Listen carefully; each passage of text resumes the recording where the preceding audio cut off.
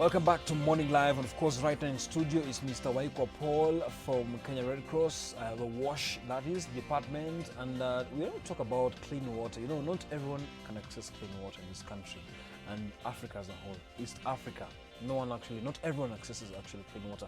But we want to talk about the transfer. You know, water has to go through some very serious mobility through pipes. Now, if it reaches in your house, you're lucky because not so many people have that privilege of getting clean water from their taps in the house, from their shower. So count yourself lucky because so much is happening in this country as far as accessibility of this important commodity is concerned. Karibu sana Bwana Paul. Thank you very much. All right. When you talk about clean water, many people will feel, especially in Nairobi, will say, okay, I have access to water. But of course, some people also have to go through some little bit of journey to access the water.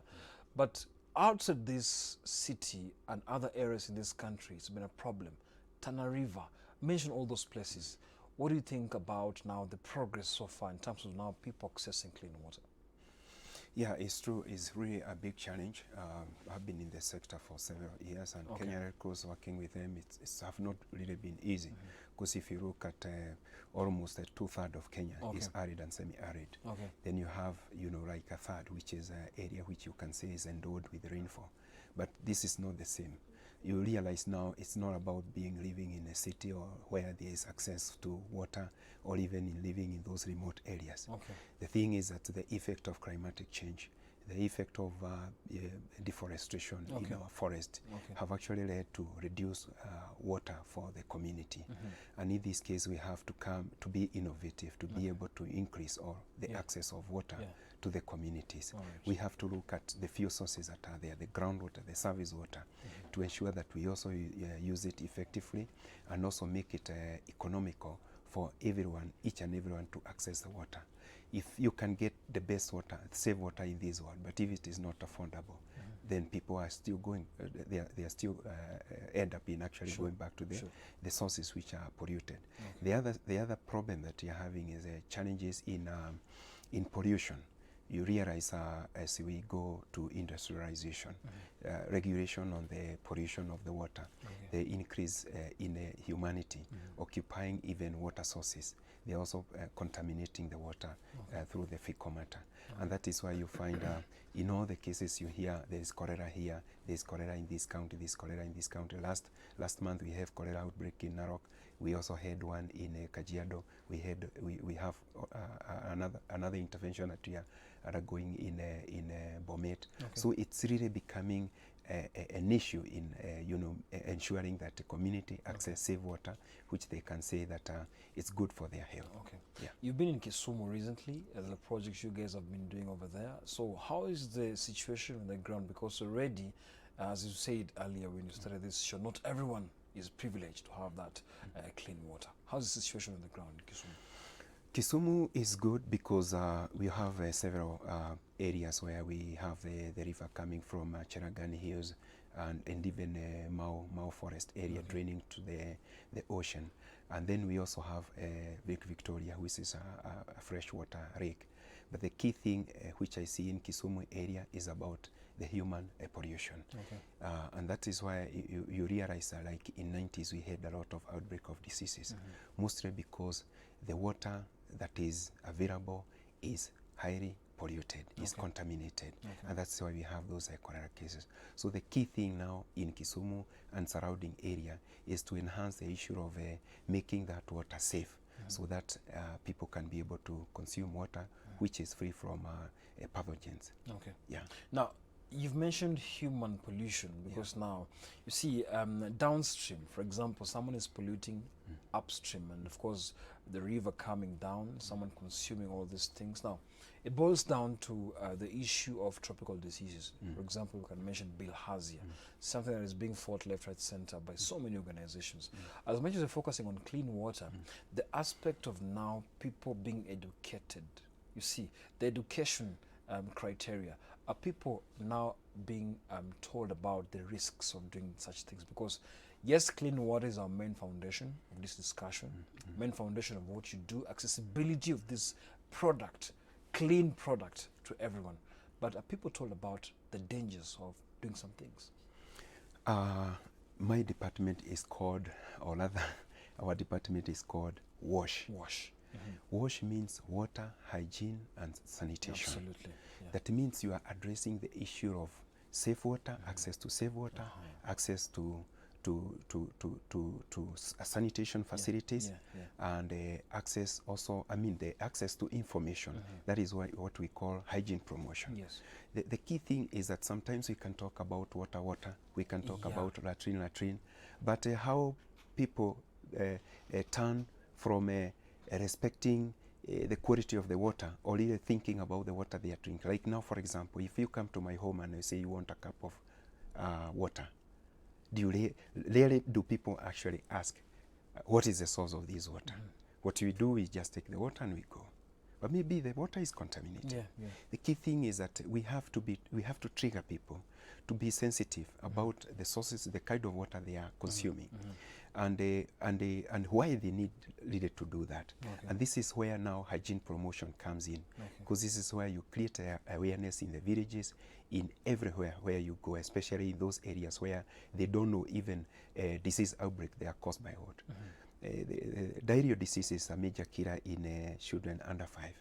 And if you look at it now with the rise in cholera, that means people, they are not really safely disposing their fecal matter in the right way. For you to create, because you can make a very nice latrine, but will people ever use it? Probably they'll be going to the bushes. So, and the only way to do is to create the market for people realize the need to create, to construct their own latrine and make sure they are using it. When they visit the latrine, when they wash their hands and wash it thoroughly before they eat, all those critical time when you're supposed to wash their hands, with your hands. It's very important for you to be aware of how diseases are caused, the causes of the disease, and how they can be prevented. And one way is educating the community how diarrheal diseases come about. How do you contract diseases? And how do we create the barriers? How can we curtail the spread of those diseases? And this is where you start. This is where you say, yes, because I don't want to have cholera, when I visit my latrine, I need to wash my hands. Before I eat my food, I need to wash my hands. If I am ready and when I'm preparing the food for my kid, I need to wash my hand. If I change the baby's, touch the baby's bottom or changing the nappies and all this kind of thing, then you need to wash your hands. Absolutely. This is not going to be easy because it's a behavioral change. Behavior to change the behavior from a bad behavior to good behavior, it doesn't come easily. It's something that need time. You need to see it all the time. You need to, like now, if you go to, and I'm happy to most of our hotels, if you go to take Nyama Choma, you always have somewhere to wash their hands. So even just looking at it, you know, even those people who are going to eat Nyama Choma, you find now they are trickling to where there's hand washing facility. But it's not just washing your hands just like that. You need soap and also make sure that you wash your hand thoroughly. And this thing is not going to come easily.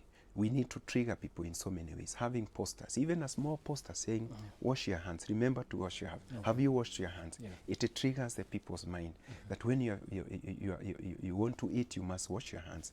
And behavior change about, like, for example, what you asked me about Western Kenya, there is a lot of people bathing the river, around the lake. You go around the lake. I was in Sori yesterday. You find there is a men bathing area, women bathing area. We are no Komtoni. Yes. It's a common practice. It's so common. You're very right. By the way. They have those sites. Yeah. And if you come to another area, when you go there, you find it's very odd. But for those people who are living there, it's business as usual. They have been there. Their grandmothers, their grandfathers have been doing that. They go to the same site. It's a social place, actually, by the way. So they meet there when they are washing. Sorry, as you're winding up, the other day in Northeastern, the residents brought their leaders dirty water. Did you see that?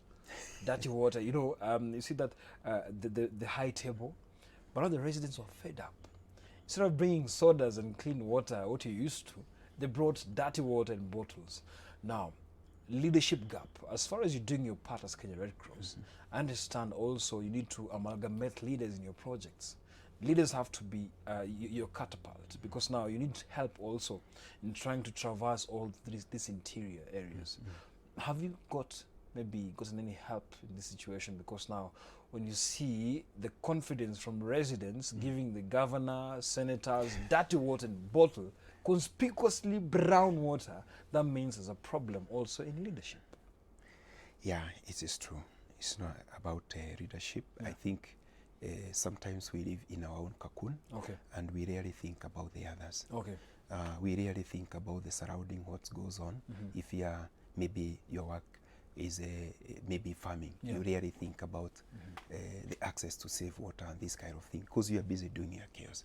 So I think for this fight about curtailing these diseases are transmitted through the consumption of unsafe water, it's a fight that needs to be done by everyone, especially our leaders. They have to be there in the forefront to be able to guide the community, to sensitize the community all the time when they have barazas. Let's talk about these things. Let's talk about good behavior, good hygiene practices. Let's talk about people accessing this water. And for God's sake, let's try to do something about it. It doesn't matter how little it is. It really have a lot of impact. You know, when like for example, I think if you have whatever that happened, it's unfortunate. But I think if the governor who was there, he actually noticed the water was not okay. I think it was also an opportunity. To address the situation. Yes, exactly. Because if you are taking bottled water, how will you know the villagers out there? This is the water they are consuming. And I can tell you, there are some areas I have gone in, remote areas, you have asked for some water to drink. And then you are wondering whether the person have brought tea or actually you have brought water. It's very cool. Yes, it's true. Okay, not a laughing matter, but still, the angle of responsibility now as WASH from Kenya Red Cross, are you satisfied with the responsibility people are taking now in their homes, in their hotels, in public? How is the consuming power of clean water? You see, sometimes you have to afford clean water, the bottled water that is, and the consuming nature. How is it as you're winding up? Yeah, I think there is a great awareness. Actually, I would say there's a big change. The campaign that have been there in 80s and 90s and 2000, I think it's have been great through the NGO, through the government, and now with the county government coming in.